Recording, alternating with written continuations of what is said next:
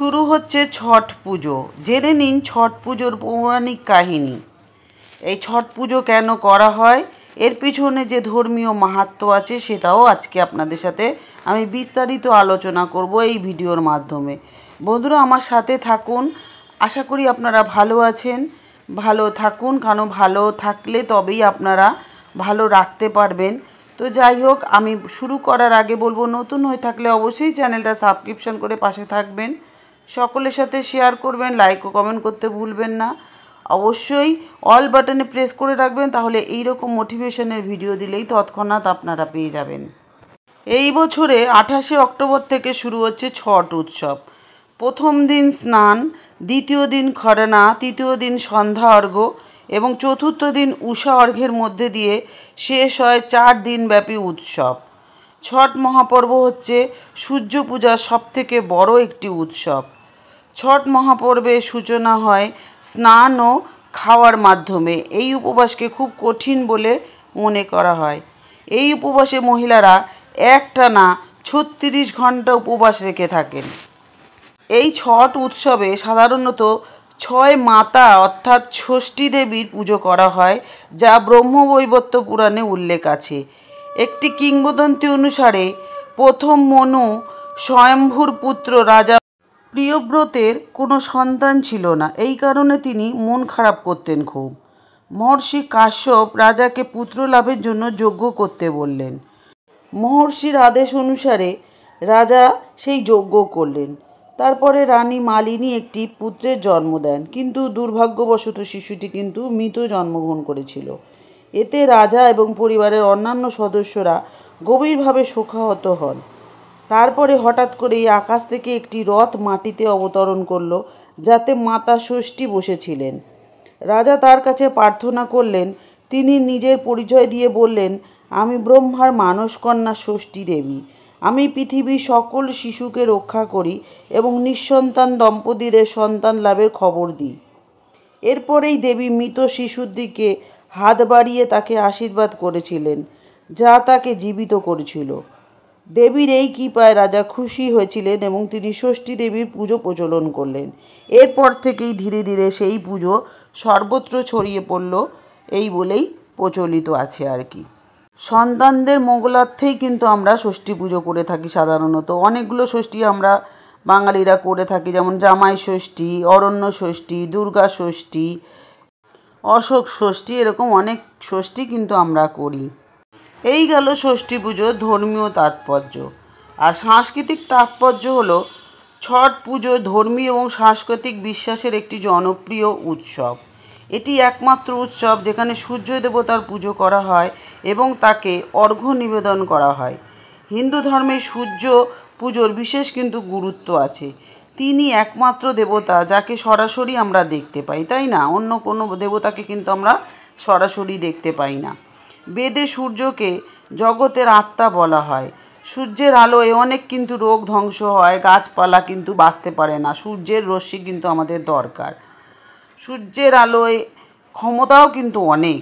সূর্যের শুভ প্রভাবে ব্যক্তি স্বাস্থ্য, গতি এবং আত্মবিশ্বাস লাভ করে। বৈদিক জ্যোতিষশাস্ত্র অনুযায়ী সূর্যকে আত্মা, পিতা, পূর্বপুরুষ, সম্মান এবং উচ্চ সরকারি চাকরির কারকও বলা হয়। ছট পুজো সূর্য দেবতা এবং ছটি মাতা অর্থাৎ ষষ্ঠী দেবীর পুজো করলে সন্তান, সুখ এবং কাঙ্ক্ষিত ফল পাওয়া যায়। সাংস্কৃতিকভাবে ছট উৎসবের সবথেকে বড় বৈশিষ্ট্য হলো এর সরলতা, পবিত্রতা এবং প্রকৃতির প্রতি ভালোবাসা। বৈজ্ঞানিক এবং জ্যোতিষ দৃষ্টিকোণ থেকে ছট উৎসবের গুরুত্ব অপরিসীম। কার্তিক শুক্লপক্ষের ষষ্ঠী তিথি একটি বিশেষ শুভ দিন, যেদিন আমরা ছট পুজো করে থাকি, যখন সূর্য পৃথিবীর দক্ষিণ গোলার্ধে অবস্থিত হয়। এই সময় সূর্যের অতিবেগুনি রশ্মি স্বাভাবিকের থেকে বেশি পরিমাণে পৃথিবীতে সংগৃহীত হয়। এই ক্ষতিকর রশ্মি মানুষের চোখ এবং পেট ও ত্বকে সরাসরি কিন্তু প্রভাব ফেলে। ছট উৎসবে সূর্যদেবের পুজো এবং অর্ঘ্য নিবেদন করলে অতিবেগুনি রশ্মি যেন মানুষের ক্ষতি না করে, এই কারণেই সূর্য পুজোর গুরুত্ব অপরিসীম আমাদের জন্য। ছট পুজোর ইতিহাস। ছট একটি প্রাচীন লৌকিক উৎসব, যার শিকড় বহু হাজার বছর পুরনো। রামায়ণ এবং মহাভারতের মতো প্রাচীন গ্রন্থেও কিন্তু এই পুজোর উল্লেখ আমরা পেয়েছি। কথিত আছে রাম ও সীতা বনবাস থেকে ফিরে আসার পর ব্রতটি পালন করেছিলেন। একটি বিশ্বাস অনুযায়ী সীতা এই ব্রত পালন করেছিলেন যখন তিনি বনবাস থেকে ফিরে এসে রাবণের মতো একজন ব্রাহ্মণকে হত্যা করার প্রায়শ্চিত্ত করেছিলেন। ব্রহ্মবৈবর্ত পুরাণে উল্লেখ আছে যে ছট পুজোর সময় ছটি মাইয়াকে অর্থাৎ ষষ্ঠী দেবীকে পুজো করা হয়। আগে যে গল্পটা আমি আপনাদের সাথে শেয়ার করলাম ওটা। আর কিছু লোক বিশ্বাস করে যে দ্রৌপদীও ছট পুজো করেছিলেন এবং রাঁচির নাগদি গ্রামে আজও এই ঝর্ণার কাছে পুজো অনুষ্ঠিত হয়। আপনারা যারা জানেন বা গেছেন তারা দেখেছেন। আর ছট শব্দের অর্থ সংস্কৃত শব্দ ষষ্ঠী থেকে এসেছে, যার অর্থ ষষ্ঠ। এটি দীপাবলির 6 দিন পরে উদযাপিত হয়। এই জন্য কালী পুজোর পরপরই কিন্তু ছট পুজো হয়।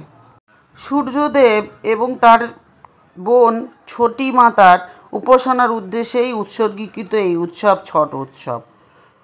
ছট পুজো আমরা কেন পালন করি? প্রকৃতি এবং দেবত্বের মহামিলন। ছট পুজো মূলত সূর্যদেব এবং তার বোন বা শক্তির দেবী ষষ্ঠী অর্থাৎ ছটি মাইয়ার প্রতি উৎসর্গীকৃত 4 দিনব্যাপী এক মহাব্রত। পৃথিবীতে জীবনের ধারা বজায় রাখার জন্য সূর্যদেবকে ধন্যবাদ জানানো এবং পরিবেশ এবং পরিবারের সুখ ও সমৃদ্ধি এবং সন্তানের মঙ্গল কামনায় এই উৎসব পালিত হয়। বলা হয় মহাভারতের যুদ্ধক্ষেত্রেও যুদ্ধের আগে সূর্যপুত্র কর্ণ কিছু আচার অনুষ্ঠান করেছিলেন যা এখন ছট পূজার অংশ। পরবর্তীতে দ্রৌপদী এবং পাণ্ডবরাও তাদের রাজ্য পুনরুদ্ধারের জন্য এই একই রকম আচার অনুষ্ঠান করেছিলেন। মানে রামায়ণ এবং মহাভারত দুটোতেই কিন্তু এই পুজোর উল্লেখ আছে। ছট পুজোর উৎপত্তি ভারতের বিহার, ঝাড়খণ্ড এবং ছত্তিশগড় এবং নেপালেও। কিন্তু এর জনপ্রিয়তা এখন কেবল উত্তর এবং পূর্ব ভারত জুড়ে নয়, এমনকি বিশ্ব জুড়েও ছড়িয়ে পড়েছে। 4 দিনের এই উৎসব এত বেশি লোককে আকর্ষণ করে যে শহর এবং রাজ্য কর্তৃপক্ষকে প্রায়শই বিশেষ ব্যবস্থা করতে হয়। মানে এত লোক এই পুজোটা করে। এখন অনেক বাঙালিরাও এই পুজো করছে। মানসিক করে, অনেকে মানসিক পুজো দেয়। আর একবার পুজো করলে 3 বার মিনিমাম করতে হয় সূর্য পুজো, যেই পুজোই হোক। ছট পুজোর নিয়মটা একটু আমি বলে দিই আপনাদের।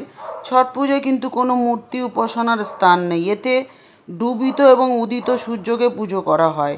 আজকাল পুজো অনুষ্ঠিত করা হয় কমিটিগুলোকে সকল ঘাটের কাছে সূর্যের মূর্তি প্রতিষ্ঠা করতে দেখা যায়। পূজার 2 দিন আগে লাউ ভাত এবং 1 দিন আগে দুধ ভাত খাওয়ার পর 36 ঘন্টার এক কঠোর ব্রত পালন করে থাকে ব্রতীরা।